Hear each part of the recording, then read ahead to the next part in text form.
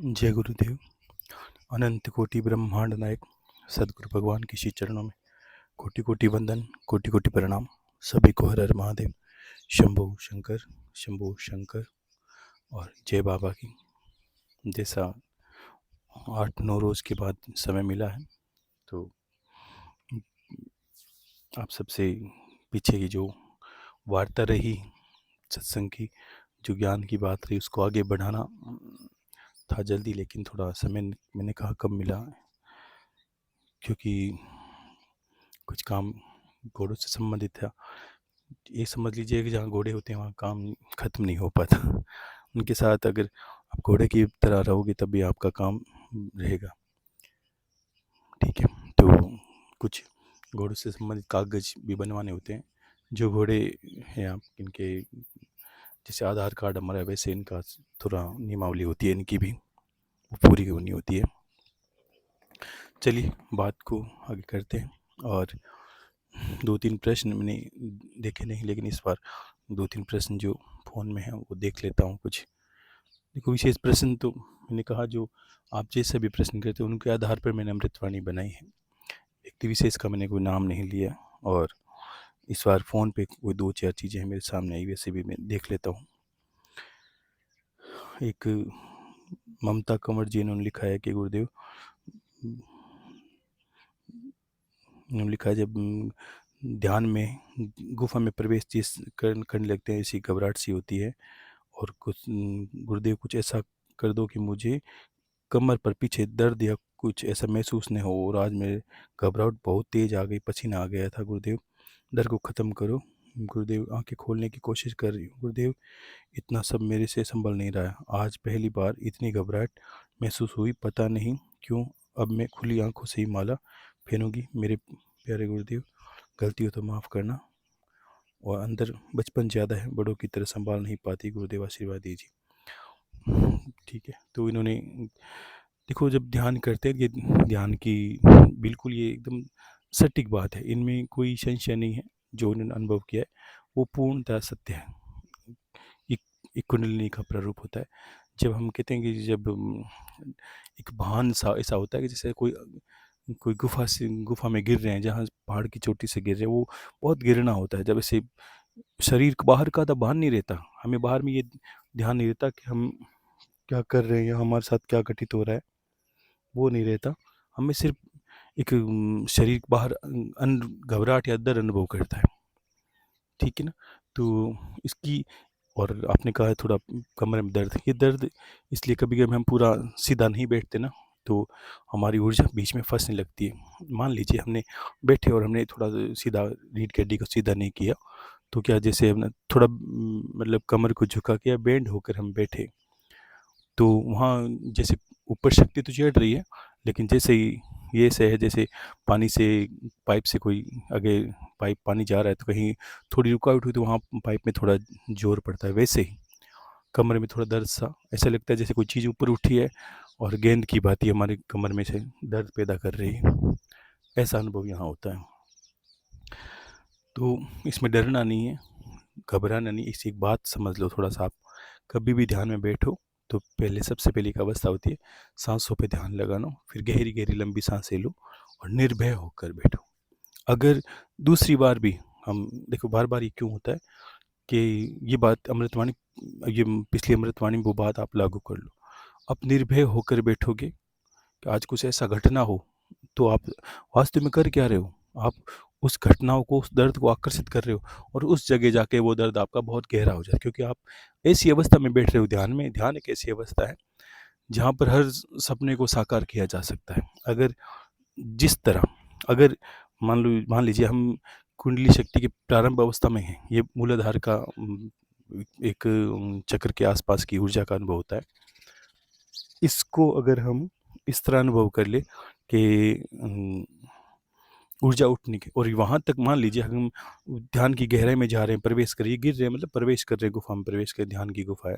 तो जैसे जैसे वो अनुभव होता है, उस जगह अगर कोई विचार चला गया हमारा, चाहे वो डर चला गया, मैंने ये बात बहुत पहले की, आपने ये बातें इसलिए मैंने कहा छोटी छोटी बातें पहले सुन लिया करो, अच्छे से समझो।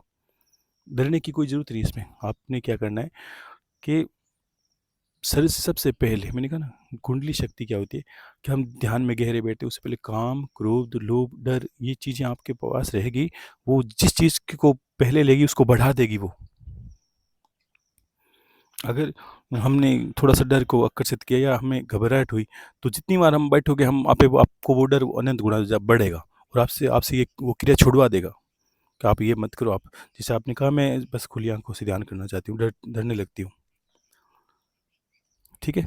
तो वो भी छुड़वा देगा।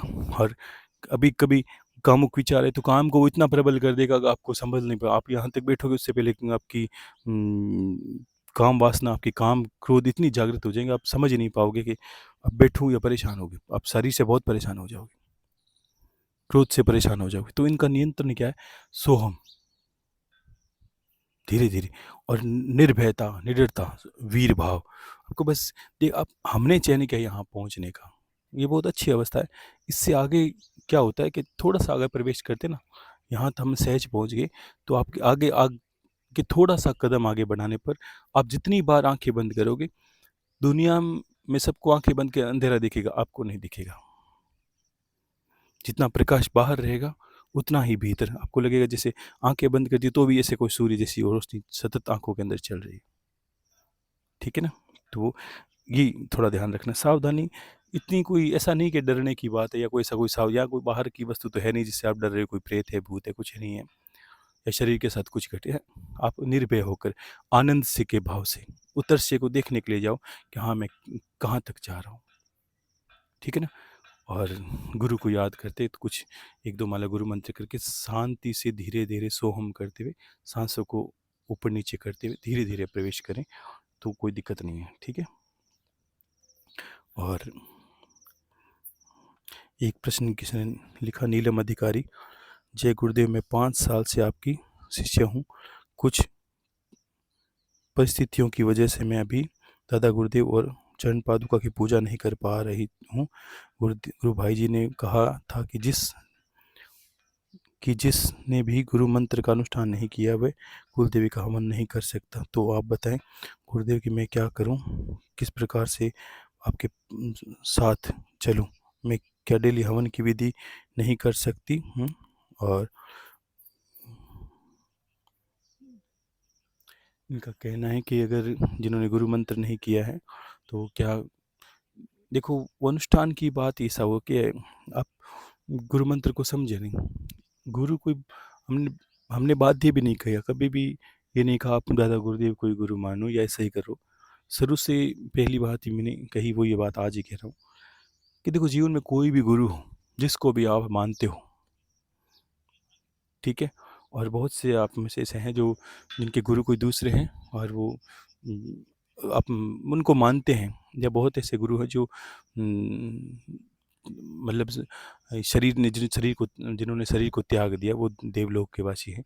वैसे भी लोग हैं आप लोगों गुरु भाई बहनों में। तो ये बंदिश नहीं कि दादा गुरुदेव को गुरु मानो। जिनके गुरु नहीं हैं, मैंने ये कहा कि मेरा एक जो पथ है, मेरा ये मानना है कि मेरे गुरु का प्रचार हो। हर कोई ये चाहता और चाहना भी चाहिए कि मेरे गुरु का प्रचार ज़्यादा हो और लोग मेरे गुरु को मानें, जानें। ये तो सबका रहता है, अपने इष्ट की प्रबल कौन नहीं कहता। वही बात है कि मैंने कहा दादा गुरुदेव को पूजा पाठ करनी है, मेरे वचनों को पालन करना है, आपके सब काम होंगे। अगर फिर भी आपके कोई गुरु दूसरे हैं, तब भी उनकी उनकी सेवा पूजा करिए, ओम गुम गुरुभ्यो मंत्र उनके सामने करिए और फिर कोई विधि करिए, तब भी मान्य है। इसका क्या कारण है? गुरु मंत्र में एक ऊर्जा निहित होती है। सबसे पहले ये वो बात होती है कि जैसे कोई स्कूल में पढ़ने जाएँ कि गुरुदेव क्या हम सीधी पुस्तक उठा के हमने मनचाहा कि 10वीं की क्लास किताब पढ़ लें, 9वीं की पढ़ लें या 12वीं की पढ़ लें या कोई बड़े कॉलेज की डिग्री कर, तो आप समझते हो कि आपको पाठशाला में एक प्रवेश लेना होता है। धर्म की जितनी भी किताबें हैं, जितने भी मार्ग हैं, उनमें एक मार्ग सर्वथा मान्य है, चाहे वो कैसी पत्ती हो, चाहे वो कैसा भी मार्ग हो, भक्ति का हो, चाहे तंत्र का हो, चाहे योग का हो, चाहे क्रिया योग, कैसा भी मार्ग हो, उसमें आपको एक गुरु की आवश्यकता पड़ती है। उसके बिना वो मार्ग फलित नहीं होता। आप 10 साल करोगे, कर सकते हो, इसमें कोई ऊपर वाला कोई हाथ नहीं पकड़ता, ना वो कुलदेवी पकड़ेगी, ना कोई गुरु पकड़ेगा। लेकिन आप में वो क्या होगा, जैसे अगर कोई श्रम करे और उसे श्रमदान ना मिले तो थोड़ा बुरा ही लगता है, हर किसी को लगता है। अगर आप पूजा पाठ करते हो, इतने बड़े अनुष्ठान करते हो, शरीर को कष्ट सहन करके भी कोई क्रिया कर रहे हो और चाहते हो कि इसकी ईश्वर की कृपा हो, तो ईश्वर ये भी कहता है कि मेरे नियमों पे भी चलो। जो धर्म आपको ये सिखाता है, वो धर्म ये भी कहता है कि मेरे नियम पे चलो आप। तो उन्हीं नियमों में एक नियम है कि गुरु को धारण करके, या गुरु की कुछ सेवा पूजा करके, या गुरु का कहा करके, कहा मानना भी गुरु की सेवा ही है। उसको करके आप आगे करेंगे तो आपको फल मिलेगा, बस इतना ही बात है। जो कुल देवी आपको बरसों वर्षों में दर्शन देने के लिए तत्पर नहीं रहती, या जो कुल देवी आपकी बरसों वर्षों में कृपा नहीं होती, वो गुरु के सेवा पूजा से आपकी हो सकता है कुछ ही दिनों में, कुछ ही क्षणों में, कुछ ही घंटों में आपको आपके ऊपर कृपा उसकी हो। यही फर्क है, ठीक है ना? और ज़्यादा इसमें मैं अंतर में कहूँगा नहीं, ये सारी बातें आपको बहुत कही हुई है, ठीक है? तो इसको आपको थोड़ा समझना है। एक प्रश्न किसी ने लिखा है, लोकेश शर्मा, जय गुरुदेव। गुरुदेव के चरणों में कोटि कोटि प्रणाम। गुरुदेव, शिव पूरा पुराण पूरा हुआ इस सावन की कृपा से। घर में भी बहुत घर में बटुक भैरव जी का दीपक करता हूँ, बाहर काल भैरव जी का घर के बाहर करता हूँ। पूरा सावन किया, मैं दोनों दीपक कर सकता हूँ क्या? इन्होंने कहा भाई सावन में इन्होंने पूजा पाठ की, और क्या सावन के बाद भी मैं ये दीपक करना शुरू कर रख सकता हूँ? तो देखो, बटुक भैरव जी का दीपक घर के बाहर ही ठीक है, बटुक भैरव का करते हो तो घर के अंदर मान लो करते हो, तो आपकी इच्छा है, अगर भक्ति शक्ति की करने की सामर्थ्य है तो आप कर सकते हो, कोई दिक्कत नहीं है। और उन्होंने कहा मैं घर से बाहर जाता हूँ तब मेरा काम रुक जाता है, आप मुझे मार्गदर्शन कीजिए। देखो, आप सब लोग एक बार मेरे कहे अनुसार जो पिछली अमृतवाणी पीछे मैंने कही, उसको आप ज़रूर सुनो।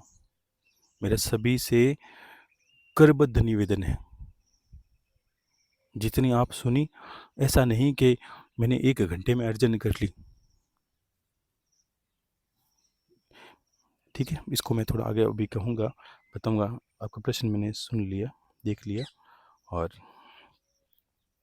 एक प्रश्न किसने लिखा है, सुलोचना जी ने, गुरुदेव आपकी 7 परीक्षा, इन्होंने लिखा है गुरुदेव भगवान मारे, क्या लिखा है,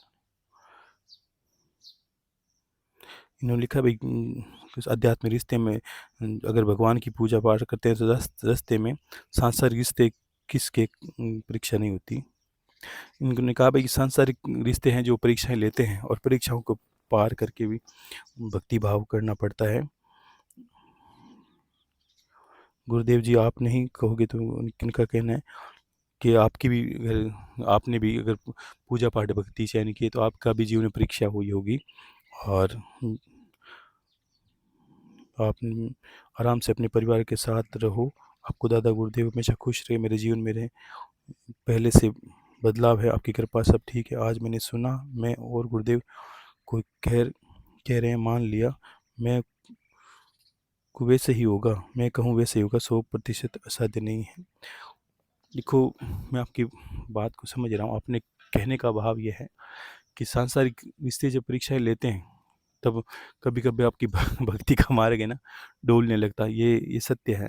और ये कहती हैं कि अपने बारे में देखो, एक ज़्यादा इसमें कभी कहता है कि ना कि गुरु के दर्द को नहीं जानना चाहिए, लोग कहते हैं, लेकिन आजकल ऐसी होती है कि सहानुभूति, मैंने हमेशा सबको एक वीर भाव में दर्शाया, अपने आप को भी ऐसे वीर भाव भी समझो, क्योंकि इंसान की क्या होता है कि रहने सहने का तरीका, उसका बोलने का तरीका, दुख अगर जो मैंने सहन किया उसके बदले में मुझे मिला भी ना, हर किसी को मिलता है, आपने सहन किया तो आपको मिलता है। कभी कभी हम क्या भक्ति से ज़्यादा परिवार को तवज्जो देते, तब हमें भगवान से भी वही कामना, ये सही हो जाए तब मैं कुछ करूँ, ये सही हो जाए, लेकिन उसमें ये जब आप ये बोलती हो तब भी मैं ये अनुभव यहाँ से कर सकता हूँ, शब्दों को देख कर के आपके हृदय में एक डर सा बैठ जाता है कि हाँ मैं अच्छा सोच रही हूँ, लेकिन डर हृदय के कहीं किसी कोने में ऐसा भाव रहता है कि पता नहीं कब सही होगा, ये डर मिटेगा नहीं, ये मेरा काम होगा कि नहीं होगा। ये जो डर है वो निकाल फेंकना है। इन सभी चीज़ों को समझ के ही मैंने यही कहा कि पिछली अमृतवाणी मैंने बहुत सोच समझ के कही आपको, ठीक है? तो इसको मैं आगे बढ़ाऊँगा, ये तो प्रश्न आपके लिए हैं सही। और और आपने कहा कि उम, क्या आपके साथ भी परीक्षा देखो ये प्रश्न कभी क्या होता है कि कुछ इंसान को कहते हैं राज रखने चाहिए अपने जीवन के, कुछ गुप्त भेद रखने चाहिए। हर कोई अगर कहते हैं ना हर कोई आपका भेद जाने तो आपको जीने नहीं देती दुनिया। और जीवन रहस्य में रहना चाहिए, मेरा ये मानना है। ऐसा लोग कहते हैं बस साफ जीवन साफ सुथरा रखो, कोई बात नहीं, रहस्य में रहना चाहिए कि आप भक्ति कर रहे हो। अभी संसार की विडंबना क्या है पता है कि भक्ति कम करते हैं, दिखावा ज़्यादा है। आप कहीं देखो आजकल मैंने मैं किसी पे कटाक्ष नहीं करता, लेकिन लोगों को देख कर ये पीड़ा ज़रूर होती है कि अभी 2-5 रोज़ पहले कहीं कहीं मैंने टीवी में देखा कि फिर संतों में कोई झगड़ा हो रहा है। हर संत टीवी के अंदर जाके बैठा है, हर संत। और आप समझोगे नहीं कि कैसे-कैसे उनके बयान हैं, कैसे-कैसे एक-दूसरे पर कीचड़ उछाल रहे हैं। ऐसा लग रहा है जैसे इनका सिर्फ़ पहनावा है और ईश्वर ने इनसे मुख मोड़ लिया है। आप उनकी बातों को सुनिए, कितने-कितने व्यभिचार पकड़े जाते हैं इनके, कितनी-कितनी गंदी वार्ता करते हैं, कितने किस्से नशे-पते में पकड़े जाते हैं ये लोग। कोई साफ चरित्र का नहीं है। इस ये चरित्र बता कैसे रहा है आपने? बड़े-बड़े जिनके चरणों में हज़ारों हैं उन्होंने लोगों को बरगला दिया। उन्होंने लोगों को दुःख ये नहीं होता कि ऐसा थोड़ी लोगों के गर्दन पे के तलवार रखी है। धर्म तो चयन लोगों ने किया है, लेकिन लोग फँस जाते हैं भोली-भाली बातों में। कारण क्या है? क्योंकि सबको भगवान की तलाश है, भगवान दिखता नहीं है। ये जो दिखाएँगे वो दिखेगा। और इनके पास एक पुस्तक है, उसको उठा के पढ़ लीजिए ये मिलेगा, उसको उठा के ये पढ़ लीजिए। क्योंकि अनुभव अलग है।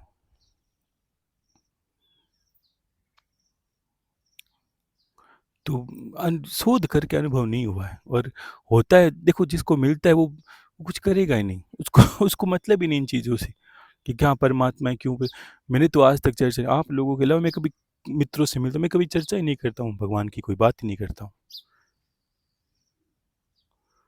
और साधारण मैं निकलता हूँ तो मैंने जब लोग भरपूर जब सावन जैसे महीने मैंने सावन क्या कईयों वर्षों वर्ष मैंने जितनी पूजा पाठ है अधिक सारी चीज़ें, और मैंने कभी जो आपने देखी है पूजा पद्धति में चीज़ों को वो लोग देख ही नहीं पाए।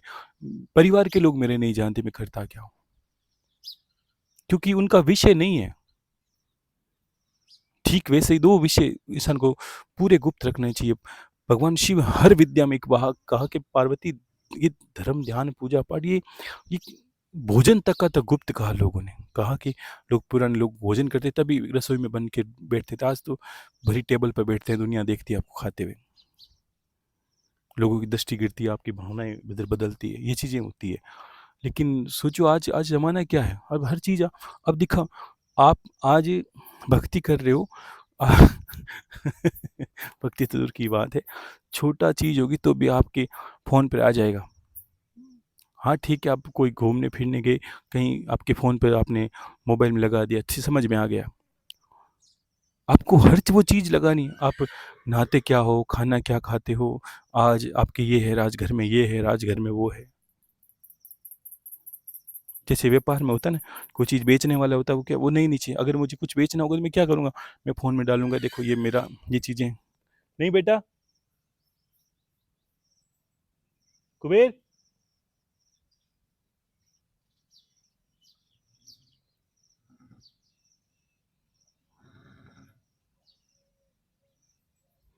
तब क्या होता है कि ये तो हो गया सौंदर्य प्रसाधन की बात ही। और जो भक्त हैं वो निकलते कैसे हैं घर से? देखो एक नन्हे-नन्हे बालक हैं, उन्होंने ईश्वर का पूरा वेश धारण कर लिया और वो बस घरवाले लगे हैं उनको बस मोबाइल में टीवी में चढ़ाने के, बस मेरा बेटा शिव है, मेरा बेटा ये है, वो कृष्ण भगवान बन गया, ये लड्डू गोपाल बन गए। आप किसको धोखा दे रहे हो? अपने आप को दे रहे हो, ईश्वर को दे रहे हो, आपको समझ दुनिया चल क्या रही है? मैंने कहा ना दुनिया का सत्यानाश हो गया है, ये सत्य बात है। और देख तो रहे हो आप, लोगों ने कहा कुंभ जो ऐसी-ऐसी वार्ताएँ कर रहे हैं वो कुंभ स्नान करके भी आए हैं। और मैंने इसको बोला भी था। मैंने कहा जितना नहाओगे आपका कहेंगे मेल उतना ही बढ़ता चला जाएगा। आप देख लोगे कुछ ही दिनों में आप अपना पुण्य प्रताप के आप में क्या बदलाव आया। हर कोई टीवी मोबाइल को छोड़ना ही नहीं चाहता। उनका पूरा जीवन संतों का मोबाइल टीवी और सारे संत समाचार पत्र में, न्यूज़ के पत्रों में, चैनलों में चले गए। सावन जैसे महीने में मैंने देखा वो लोग टीवी में बैठे हैं। उनको मतलब ही नहीं है, कोई मतलब नहीं, बस उन्होंने डिग्री करनी थी वो कर ली, अब वो सीधा अपना काम कर रहे हैं।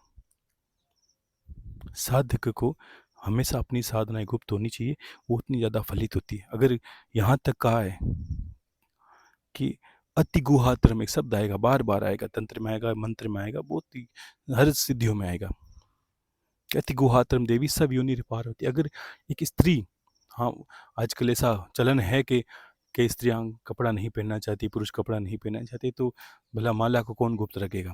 भगवान शिव ने यहाँ वो भी झूठे निकल गए अगर सही देखेंगे तो। उन्हें नहीं पता था, या उन्हें, वो तो महाकाल है, पता सब हो सपा है सब है, लेकिन उन्होंने कहा ज्ञान को क्या? अति गुहात्रम देवी सब योनि पार्वती। आपको इतना भरसक कहा उन्होंने कि ये ध्यान है, ये माला है, पूजा, ये तंत्र है या मंत्र है, जो भी क्रिया आप करते हो, आपकी जो भी क्रिया है वो कभी भी किसी को नहीं दिखनी चाहिए कि घर में पूजा। हाँ, आंखें बंद हैं, कोई पूछे क्या कर, सो रहा हूँ बस, ऐसे ही आराम कर रहा था। यह भी हमें तो ये भी नहीं कहता कि मैं ध्यान में बैठा था, नहीं नहीं, ऐसे ही थोड़ा अच्छा मौसम है इसलिए शांति से बैठा था, बस इतना से, इतनी में बात खत्म हो रही, मैं क्यों उनको वर्णन करूँ? अरे ये तो वो है जिसको एक दो चार 10 जन्मों में सर पटक पटक के रोए, तब जाके गुरु दे के ये रहस्य है, तब जाके वो मिले। लेकिन क्या है, सीधा साधा, क्या कहते हैं, बहुत ज्ञान भी लोगों का क्या सर से ऊपर चला जाता है। वहाँ गुरु एक मंत्र देता था, यहाँ इतना है, आपने मुझे सुना, किसी को टीवी में देखा, किसी को 4 किताबें पढ़ेगी तो आपकी बुद्धि बरगला जाएगी। क्योंकि जिसको एक खाना है और होटल में बहुत सामान रखा है, वो खा नहीं पाएगा, वो भूखा ही आएगा, क्योंकि उसकी पता है ये खाऊं तो खाऊंगा तो वो छूट जाएगा, वो खाऊंगा तो वो छूट जाएगा, ऐसे करके इंसान की मति भरमा गई है। ठीक है ना? और संत महात्मा की देखो, ये वो बात हुई, एक कथा थी ना कि एक ब्राह्मण और एक धोबी में लड़ाई हो रही थी। ठीक है ना? ये धोबी कोई जाति विशेष नहीं, ऐसा समझ लीजिए एक कोई दुष्ट इंसान में लड़ाई हो रही थी। वो दुष्ट इंसान रोज उस ब्राह्मण को, पुजारी को परेशान करता, मारता पीटता। वो पुजारी कुछ नहीं कहता, कहता भगवान तुम्हारा हिसाब करेंगे भाई, भगवान हिसाब। और एक दिन भगवान ने निर्णय किया कि हाँ, आज मैं उस दुष्ट इंसान को मार दूंगा जो पुजारी या भक्त को मार रहा है। लेकिन जिस दिन भगवान बैकुंठ से रवाना हुए, उसी वक्त क्या हुआ कि ब्राह्मण ने सोचा कि अब भगवान कब आएंगे। उन्होंने भी उसी तरह गालियाँ निकालने शुरू की, ईंटें पत्थर उठाए, उसका सर फोड़ दिया, उसने इसका सर फोड़ दिया। तो भगवान निराश होकर लौट के पहले, क्योंकि उसने अपना हिसाब खुद कर लिया। और फिर भगवान वापस आ रहे थे, तब नारद जी ने बीच में रोक के पूछा, भगवान क्या आप ऐसा क्यों कर रहे हो? आपने गए थे तो भक्त की रक्षा के लिए, बीच में कैसे आ गए?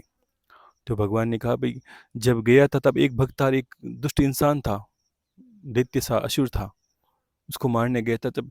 लेकिन जैसे ही मैं पहुंचा, उससे पहले मुझे लगा दोनों ही असुर थे, वो अपना हिसाब खुद कर लेंगे। तो यही पद्धति आज संतों में लागू हो गई है।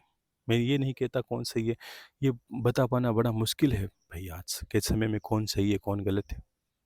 यहाँ ये है कि मैं सही रहूं, मुझे सही रहना है, बस सीधी सी बात है। आप एक अच्छे इंसान बनो, भक्त तो बात की बात है। और ये जो मिलेगा वो अंदर ही मिलेगा आपको। ये कहेंगे वो वहाँ मिलेगा, उस मंदिर में मिलेगा, आपको नहीं मिलेगा भाई।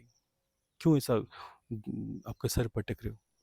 जो हैं उनको देखो ना, जिन्होंने वर्षों वर्ष, ऐसे मंत, ऐसे श्रीमंत, ऐसे पुजारी, ऐसे साधु मिलेंगे आपको जो वर्षों वर्ष उसी मूर्ति मंदिर के पास बैठे हैं, और आज भी इनकी स्थिति ऐसी है कि मंदिर के दर्शन करवा के वो पैसे लेने का कार्य करते हैं। आप बताओ, उनको मिला कि नहीं मिला?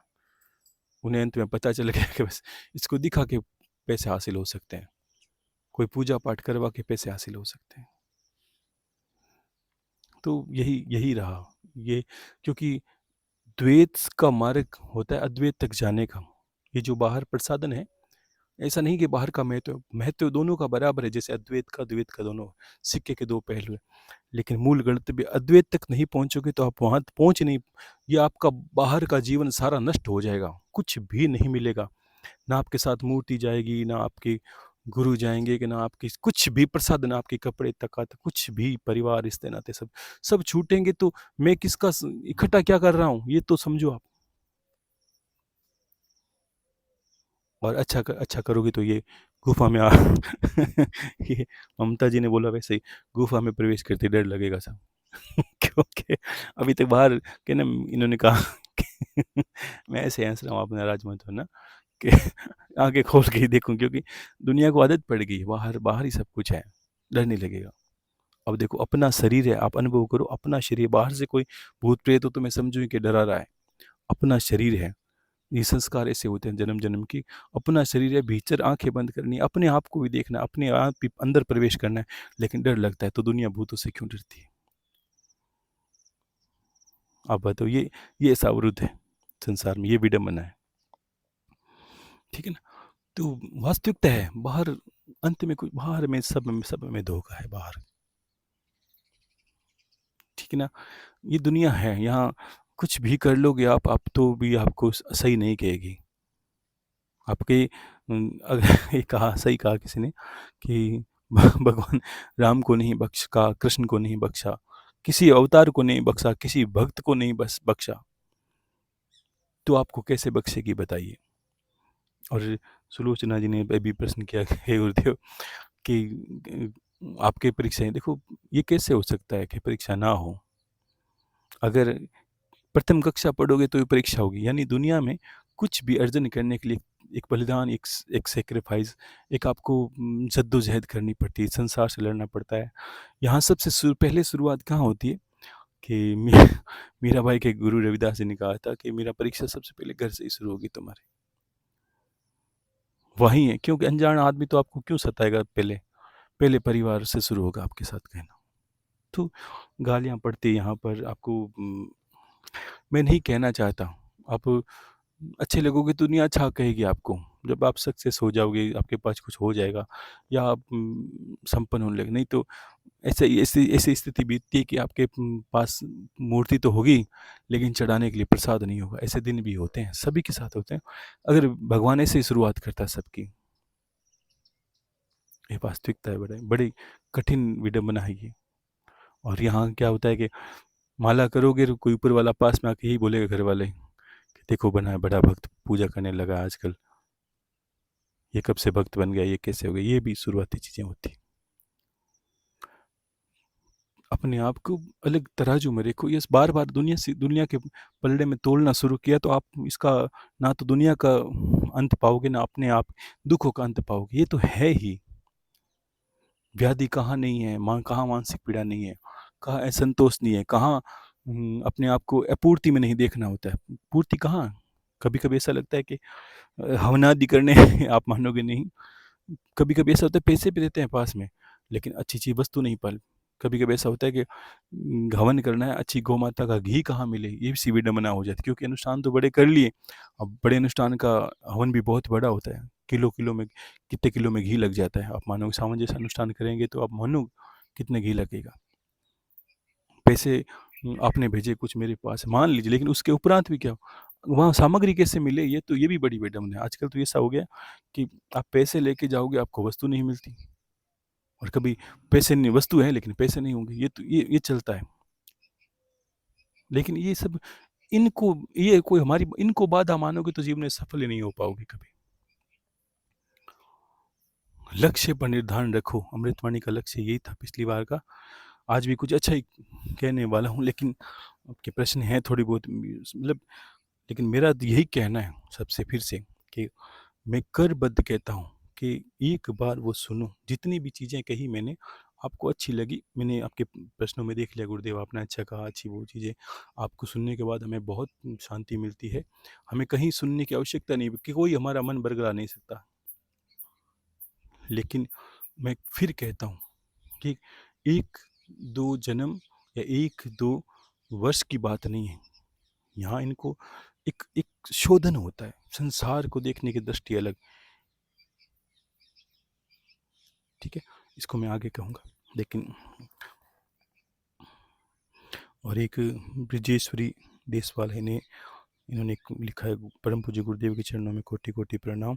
भगवान, इस सावन में मैंने ये अनुभव किया कि मैं सोते हुए भी यही सोच रही थी, आज गुरुदेव के दर्शन हुए तो मन में सोचती थी, जब भी मैं सोऊं मुझे बाहर रोज जब मैं सोऊं तो मुझे रोज कोई अच्छा सपना भगवान का दिखाई दे। तो ऐसा ही हुआ सावन में, मन में कुछ अलग अनुभव किया कि कभी कभी सपने में गुरुदेव, इस बार सपने में मैं अपने अंदर एक नीली गुफा दिखाई, जिसमें भी ऊपर जाने के मार्ग में भी ये नीचे गिरने का भी अनुभव, महादेव नीचे गिरने नीचे गिरने का भी महादेव के भी दर्शन हुए, और भगवान नंदी में नाड़ी के ऊपर बहुत बड़ी शिवलिंग की कोई छोटी, और उसने कोई नदी में मन में और एक लोक चल रहा है। लग रहा था कि कैसे पार करेंगे, इसमें ऊपर कैसे जाएंगे। नंदी के ऊपर जो शिवलिंग थी उसके सहारे से ऊपर कोई वृक्ष था, उसके सहारे में चढ़ गई। गुरुदेव, खाना कहाना बहुत है पर शब्द नहीं है, उन शब्दों को कोई भाषा भी नहीं है। आपके चरणों में कोटि कोटि प्रणाम। देखो, ये एक बहुत दिव्य लोक, यानी यही चीजें हैं।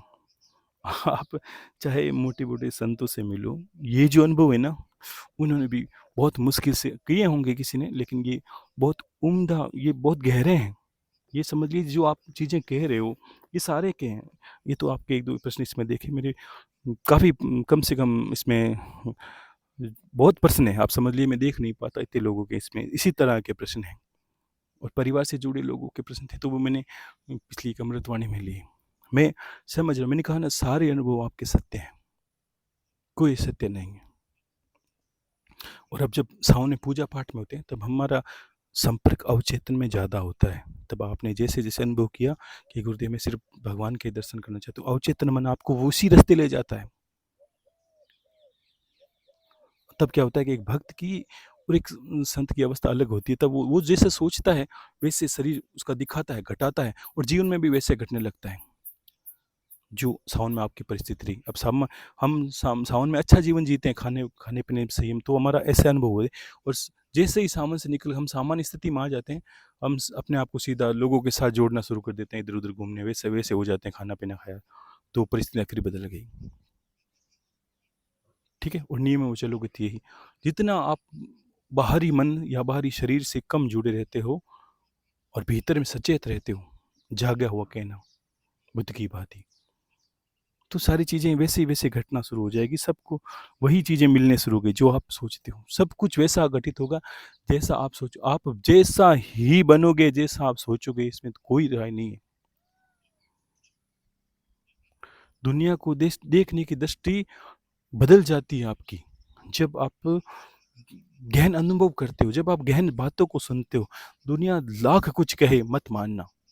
मैं कहता हूँ, जैसा आप सोचोगे, आपका अवचेतन मन, आपका शरीर आपको वैसा बना देगा। लेकिन ये ध्यान की अवस्था, ये भी ध्यान का एक प्रारूप है।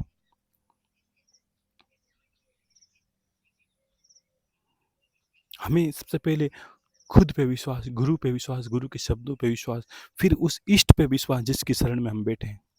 भगवान शिव को मानते हो तो उसकी शरण में, हे प्रभु, मुझे गुरु की विश्वास है, मुझे आप पे विश्वास है, इसी को विश्वास में लेके मैं ध्यान में बैठ रहा हूँ। मुझे जगदम्बा है, उस पर विश्वास है जिसकी मैं शरण में बैठा हूँ। ऐसे ऐसे नाम करके, ऐसा ध्यान करके, और पूर्ण प्रसन्न होके, जैसे आप हर दिन ध्यान में, हर दिन माला में बैठते हुए प्रसन्न रहना कि आज तो बस दर्शन हुआ ही समझो, हो गया।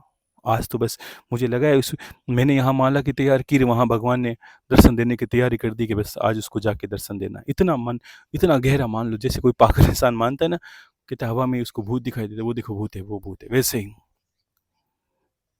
तो अवचेतन मन आपके शरीर के साथ वैसी घटनाएं घटाना, आपको बस निर्भय रहना। अगर आपके मन के अंदर थोड़ा सा भी डर रहा, जैसे ये सुलोचना जी ने प्रश्न लिखा, वैसे थोड़ा सा भी घबराहट रही, थोड़ा सा भी जमाने से डर रहा, तो आप फिर वही गलती कर रहे हो कि करोगे सब कुछ, लेकिन थोड़ा सा घबराहट की वजह से आपकी वो चीज़ें सारी बिल्कुल नकारात्मक हो जाएगी। अब फिर ऊपर के मन से हम कहेंगे, मैं समझ रहा हूँ आप कहती हैं, लेकिन आपकी ये हिम्मत है आपकी कि आप दुख सहन करते हुए कहते हैं हाँ गुरुदेव सब ठीक है, मैं ये अनुभव कर सकता हूँ।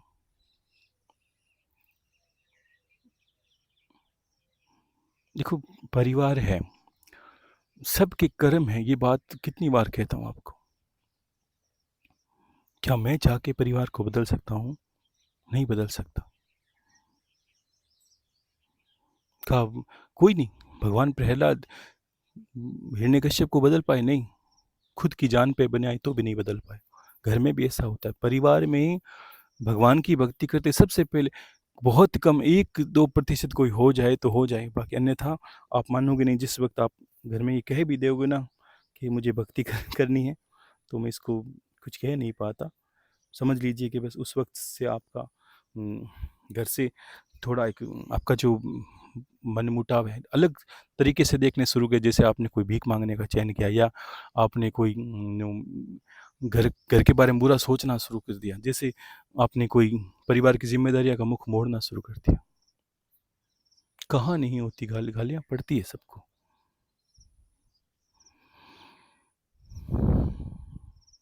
मतलब कह नहीं सकते कि कितना छुपाना पड़ता है दुनिया को।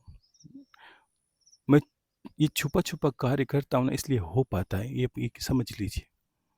ऐसा नहीं कि मुझे आप आओगे तो मुझे खा जाओगे, ऐसा नहीं कि आप आओगे तो मुझसे कुछ छीन लोगे, आप आओगे तो मेरा यहाँ खाना सारा खा के चले जाओगे, ऐसा कुछ नहीं है। खुशी मिलती है मुझे, ऐसा सोचता हूँ। हाँ, कभी जब सब सब चीज़ें सोची तो आप सोचोगे मैंने ऐसा भी सोचा है कि हाँ, आपसे भी मिलना है। लेकिन आप मानो तो सही कि ये चयन करना कितना मुश्किल होता है। इसलिए जीवन में कभी भी अपने आप को नकारात्मकता नहीं झोंकना, कभी भी ऐसा रास्ता चयन नहीं करना जहाँ आप गलत रास्ते चले जाओ, गलत नकारात्मक चले जाओ, अपनी सोच को गलत रास्ते में ले गए तो आप मानोगे नहीं कि जीवन नष्ट कर लोगे, जीवन अस्त व्यस्त कर लोगे आप अपना। आप चाह के भी जीवन सही नहीं कर पाओगे, भगवान की भक्ति करते भी आप सही नहीं कर पाओगे, अगर आप अपने विचारों पर संयम नहीं कर पाए, अगर आप अपने आप को सकारात्मक नहीं कर पाए, अगर आपने अपने आप को डर से नहीं निकाला। सब कुछ वैसा है। मैंने पिछली बार एक मंत्र दिया था कि आप आज के बाद आप जैसा सोचोगे वैसा बनोगे, ये मेरा आशीर्वाद है। लेकिन आपने सही या तो ग्रहण नहीं किया या समझे नहीं उसको, ठीक है ना। आज मेरे मन में था कि कुछ और उसको बहुत विस्तार से कहूँ, लेकिन ऐसा नहीं कि आपके प्रश्नों से मैं कोई परेशान हो गया हूँ, लेकिन प्रश्न आपके ये बताते हैं कि आपने थोड़ा और उसको गहनता से सुना नहीं। आप उसको सुनो। क्यों, कभी क्या होता है, कठिन लेसन होता है स्कूल में, जब शिक्षक, आप बहुत लोग शिक्षक भी हैं, माताएं बहनें भी हैं, भाई बंधु भी हैं, आप समझते हो कठिन कोई लेसन होता है, तब कठिन होता है, तब उसको 1-2 समय छोड़ दिया जाता है ताकि इसको समझने में, करने में आपको आसानी रहे। और मैं फिर आपसे निवेदन करता हूँ, एक बार सब लोग मेरे कहने से एकांत में बैठकर बिना कोई रुकावट, बिना 1 घंटा जो मैंने बनाया था, उस 1 घंटे को 1 सेकंड गवाए बिना अनवरत सुनना है। ऐसा नहीं 10 मिनट अभी, 10 मिनट बाद, आपको अनवरत सुनना है उसको, किसी भी प्रकार से। और आंखें बंद करके, मैंने पिछली बार भी कहा, उस शब्द को समझो जैसे मैं कह रहा हूं, और आपने आज से उस दृष्टि से दुनिया को देखना शुरू कर दिया जिस दृष्टि से मैं कह रहा हूं, ठीक है ना। और ये जब आप सुन लोगे तब मैं कहूंगा, आज मेरा मन था बहुत कुछ आज कहने का, लेकिन कोई बात नहीं। लेकिन मैं फिर चाहता हूं, आपकी 100 परेशानियां हैं, लेकिन आप उसको एक बार सुनो और अंतर मन से सुनो। जैसा मैं कह रहा हूं उस भाव में जाके सुनो, जिस दृष्टि से मैं कह रहा हूं उस दृष्टि से सुनो। आपके लिए अप्राप्य कुछ नहीं रहेगा, कुछ भी नहीं है जो आपको नहीं मिलेगा, कुछ भी नहीं है जिसका बदलाव आप कर नहीं पाओगे। मैंने किया है ये सब, ऐसा नहीं मैंने कोई भी आज तक आपको ऐसी बात नहीं की, कोई भी ऐसी ज्ञान या विद्या नहीं बताई जिसका अनुसरण मैंने नहीं किया। अगर आपको मैं कहता हूँ 5 बजे उठिए तो मैंने 4 बजे उठ के ही चयन करता हूँ। आपको कहता हूँ कि गौ की सेवा करिए तो मैं घोड़े रखता हूँ तभी आपको गौ की कहता हूँ। आपसे 2 कदम ऊपर चलने पर ही मैं आपको 2 कदम नीचे बताता हूँ, लेकिन अनुभव करके कहता हूँ। बात समझे आप मेरी? आप आप उसी स्थान पर जाके, उसी भावना में जाके, उसी को समझ के, उसी वीर भाव को समझ सोच के और अमृतवाणी शुरू करने से पहले सोचो आज आपके सारे प्रश्नों के उत्तर इसमें मिलेंगे। पिछली बार तो सुना नहीं होगा, तब समझा नहीं होगा। फिर मैं कह रहा हूँ, आपके प्रश्नों के उत्तर इसके अंदर हैं या नहीं है, ये मुझे अगली इसी अमृतवाणी में लिख के भेजना कि हाँ गुरुदेव, हमने एक वापस सुनने के बाद कि आपकी कौन सा प्रश्न है जिसका उत्तर इसमें नहीं है। फिर आप इसको मैं और विस्तार से कहूँगा, तब आपको आनंद ही अभी इसको मैंने खोला नहीं है, बाहर से परत दिखाई आपको कि ये होता कैसे है, कैसे परमात्मा ने इसको जोड़ रखा है और वो दूर खड़ा कहीं देख रहा है। ठीक है, तो यही मैं कहना चाहता हूँ। एक प्रश्न और है, गजेंद्र सिंह भाटी है। गुरुदेव के चरणों में कोटि कोटि प्रणाम। प्रभु, इतना श्रेष्ठ सावन गया कि मेरे पास शब्द नहीं है, बस मेरा अश्रु सहित प्रणाम स्वीकार करे प्रभु। इतने दिव्य दर्शन, ऐसे ऐसे लोग के दर्शन होना, ये सभी सिर्फ आपकी कृपा से हुआ। बाकी भक्ति तो पिछले कई सालों से कर रहा था। मैं एक छात्र भी हूँ, 2 कन्या का पिता हूँ, एक नौकरी करने वाला हूँ इंसान भी हूँ, और फिर भी कोई अड़चन नहीं आना। इतने अच्छे अनुभव, आपकी जय हो प्रभु, आपकी जय हो। नित्य दर्शन हुए प्रभु, क्या क्या कहूँ। आप तो सबको जानने वाले, प्राण ऊर्जा का हर चक्र में स्पंदन हुआ, जो वो भी सिर्फ 8 माला गायत्री से, मगर उस आदेश के पीछे हजारों की संख्या में भी कई गुना माला ऊर्जा समाई थी प्रभु, तभी ये सब कुछ संभव हुआ। आपकी जय हो, आपकी खुशी, आपकी जय हो। जय शिव शंकर, जय गुरुदेव। खुश रहिए गजेंद्र सिंह जी। लेकिन आपका भी बहुत बहुत साधुवाद के ये दिव्यता है। ऐसे नहीं, पिछली मैं क्या करता हूँ कि मैंने क्या, अब मैं ही जो पिछले जितने मैसेज देखे मैंने सबको देख लिया, सबको अनुभव किया, इसलिए पीछे भी, इससे पीछे भी, सावन के भी कुछ उत्तर देने के योग्य नहीं है। इस तरह नहीं कि आपके प्रश्न कुछ, मैं सोचता हूँ जो अमृतवाणी में कह दिया उसको सही सुना नहीं होगा तो नहीं बता पाता हूँ, बताया गया किसी को जवाब नहीं, कोई बात नहीं। बाकी सारे उत्तर इसमें देख लेता हूँ और समझ लेता हूँ कि आपकी मनोस्थिति कहाँ पर पहुँची है। मैं ये नहीं देखता कि आपको पीड़ा क्या है, मैं ये देखता हूँ पीड़ा का कारण क्या है। ये फ़र्क है, आप समझे? आप जो विडंबना कहते हो मैं उसको ये नहीं देखता, मैं देखता हूँ कहाँ से शुरू हुई, क्यों आ रही है यहाँ पर। ठीक है? तो इतने दूर हो तो कम से कम आपकी भावनाओं को तो मैं समझ ही सकता हूँ। दूर में इंसान ज़्यादा समझता है भावना को। ठीक है ना? और तो आप ये बात समझ लीजिए। मैं फिर से आपसे निवेदन करता हूँ कि मेरे एक बार कहने से इतनी बातें आपने मेरी मानी और इतनी दिव्यता अनुभव की, तो एक बार अपने गुरु का कहना मानकर सभी लोग, ऐसा नहीं कि आप लोगों के सुनने से इसमें कोई मुझे पैसे मिलेंगे। मैंने तो ये कुछ लोगों ने कहा कि गुरुदेव मेरा इसमें माता बहन है, वो सही भी था कि हम सुनते हैं तो बीच में एड आते हैं या कुछ बीच में लोग ऐसे मोबाइल में गाने चलने लगते हैं, तो मैंने वो भी बंद करवा दिया। अब सिर्फ आपकी सुविधा है, ठीक है ना? तो ये हाथ जोड़ के निवेदन है कि एक बार सभी लोग, जितने लोगों ने सुना, एक बार इसको सबको सुनना है। और फिर नीचे जो भी लिखोगे मैं सारों को पढ़ूंगा, जवाब दूं नहीं दूं, इसके बाद जो लिखोगे आप, ये अमृतवाणी तो आपके ऊपर के समझाने के लिए, इसमें कुछ लिखने की आवश्यकता नहीं है। आपको इसमें जो लिखोगे, इस मैं उसके उसमें नहीं देखूंगा प्रश्न, आपके सुनना उस पिछली वाली अमृतवाणी को, लिखना इसमें है कि उसको सुनकर आज इसके नीचे आपने क्या लिखा, मैं ये देखूंगा आपको सिर्फ। और पूरे मन की बात लिख देना, मैं सारों के प्रश्न इसी में देखूंगा। मोबाइल में क्या प्रश्न कभी देख नहीं पाता, कभी देखता हूँ कभी देख नहीं पाता। ठीक है बात मेरी? तो मेरा हृदय से आशीर्वाद है, और मैं 2-3 रोज़ में अमृतवाणी बना दूंगा, आप उसको सुनोगे तब 2 दिन में आपको पूरा सुनना है, सबको समय निकाल कर, और तीसरे दिन मैं उसको अमृतवाणी को फिर वापस गहनता से कहूँगा, इस जो पिछली बात करी उसको, और आपको आनंद से भर दूंगा। इतना आनंद कर दूंगा जैसे आपको लगेगा जैसे आप कैलाश पे बैठे ही सुन रहे हो। ठीक है? तो बहुत बहुत आशीर्वाद है। खुश रही सभी। हर हर महादेव। शंभू शंकर, शंभू शंकर। जय गुरुदेव। हर हर महादेव।